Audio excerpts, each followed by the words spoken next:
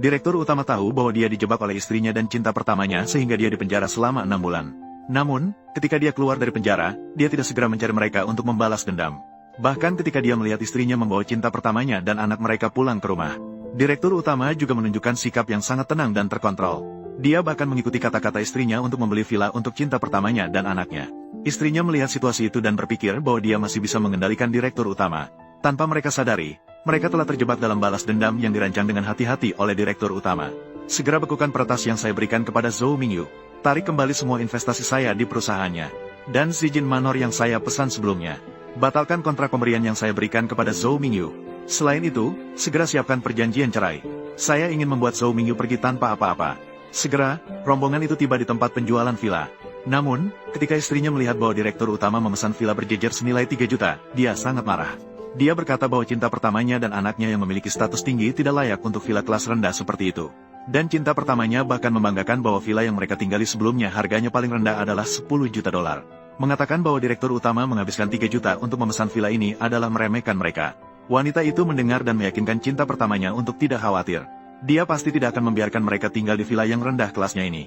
Setelah itu, dia meminta penjual untuk membawa mereka melihat villa yang paling mewah di sini. Penjual melihat situasi itu dan menyatakan bahwa villa mewah di sini semuanya bernilai di atas 100 juta. Namun, wanita itu meminta penjual untuk tetap membawa mereka melihat. Dia mengatakan suaminya adalah direktur utama dari grup Lu dan memiliki banyak uang. Selama dia membuka mulut, tidak perlu bilang 100 juta, bahkan 10 kali lipat pun bisa. Dia juga harus dengan patuh membayar untuknya. Setelah mendengar itu, penjual segera membawa mereka ke depan villa yang paling mewah. Ini adalah villa paling mewah yang kami miliki di sini. Kebun valet dirancang oleh master terkenal internasional dan memiliki keamanan militer. Komunikasi satelit, taman pribadi seluas 416 meter persegi, kolam renang tanpa batas, bernilai 500 juta. Setelah mendengar penjelasan, anak cinta pertama sangat bersemangat. Namun, cinta pertama itu berusaha terlihat tenang dan berkata bahwa ini masih bisa dianggap layak. Meskipun jauh lebih buruk dibandingkan tempat tinggal mereka sebelumnya. Tapi mereka masih bisa berusaha untuk menyesuaikan diri. Setelah mengatakannya, dia juga tidak lupa untuk menghina direktur utama. Dia berkata ingin membawa direktur utama untuk melihat lebih banyak. Biarkan dia merasakan apa itu villa mewah. Tanpa disadari, villa kebun valet ini sudah dibeli oleh direktur utama. Tak lama kemudian, sekelompok orang itu tiba di dalam villa. Setelah melihat dekorasi mewah di dalamnya, wanita itu segera menyatakan bahwa dia akan membeli villa ini. Ini dianggap sebagai hadiah untuk mengkompensasi cinta pertamanya yang menderita tinggal di rumah rusak milik direktur utama selama setengah tahun. Setelah itu, wanita itu bertanya kepada anak cinta pertamanya apakah dia tidak puas dengan villa tersebut. Xiao Baiguang mendengar dan mengatakan bahwa dekorasi dan furnitur di dalam villa semuanya adalah barang-barang berkualitas rendah.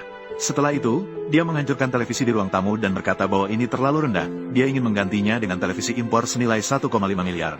Wanita itu mendengar dan segera memarahi direktur utama, memintanya untuk mencatat dan segera mengganti televisi untuk Xiao Baiguang. Tanpa diduga, manajer bagian penjualan tiba-tiba berlari mendekat. Dia memarahi mereka bagaimana bisa menghancurkan barang di sini dan mengatakan bahwa villa ini sudah dipesan oleh orang lain. Wanita itu mendengar dan menyatakan bahwa dia akan membayar 2 kali lipat agar manajer harus menjual villa itu kepadanya. Ketika manajer mengetahui bahwa wanita itu bersedia membayar 1 miliar untuk membeli villa ini, dia segera mengganti wajahnya dengan senyuman dan cepat-cepat meminta maaf kepada wanita itu, mengatakan bahwa dia terlalu bersemangat tadi. Dan sekali lagi mengonfirmasi kepada wanita itu apakah dia benar-benar bersedia mengeluarkan 1 miliar untuk membeli villa ini.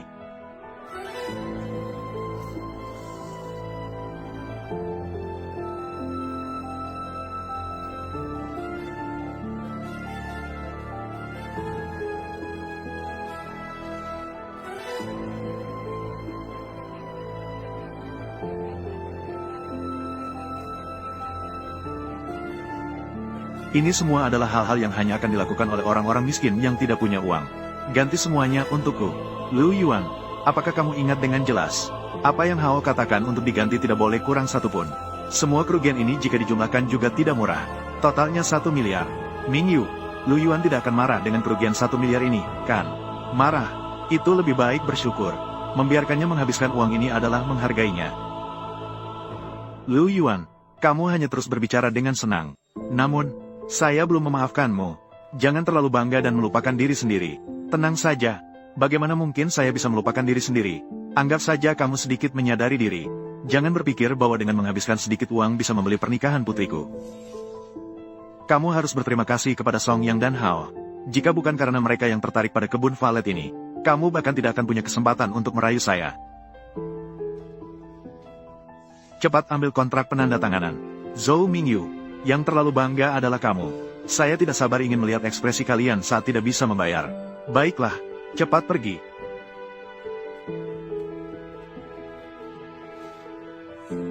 Mingyu, sekarang kamu semakin terlihat seperti istri yang baik dan ibu yang bijaksana.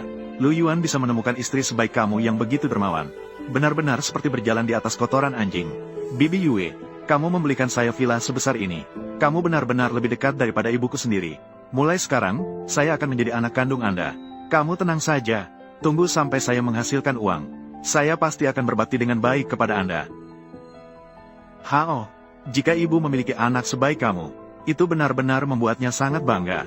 Hao, besok kamu akan mulai bekerja di perusahaan Lu Yuan. Kamu adalah lulusan magister dari universitas ternama di luar negeri. Berpengalaman dan berpengetahuan luas. Memiliki kemampuan yang kuat.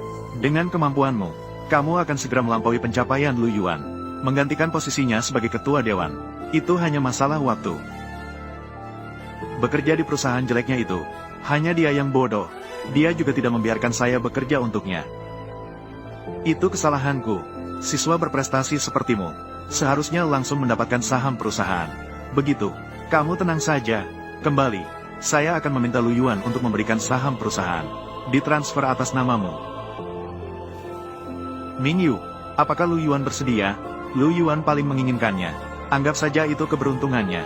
Memiliki kesempatan yang begitu baik. Menyerahkan perusahaan untuk dikelola oleh anak kita. Bibi Yue. Kamu benar-benar sangat baik padaku. Kamu tenang saja. Selama saya mendapatkan saham, saya pasti akan membelikanmu sebuah rumah mewah dengan uang muka. Lalu biarkan kamu dan ayahku tinggal di sana. Nakal sekali. Bibi Yue sangat menyayangimu. Bagaimana mungkin dia tega membiarkanmu mengeluarkan uang? Biarkan Lu Yuan membayar. Villa ini dianggap sebagai hadiah dari Hao. Lagi pula, Hao ke depannya juga harus mendapatkan nilai untuk perusahaan Lu Yuan. Uang Lu Yuan di masa depan adalah uang Hao. Siapa itu? Ambil kebun valet. Villa dengan lampu merah dan tinggi. Ambil satu lagi. Itu adalah kebun Beichen. Itu juga harus 500 juta. Jangan buang-buang kata.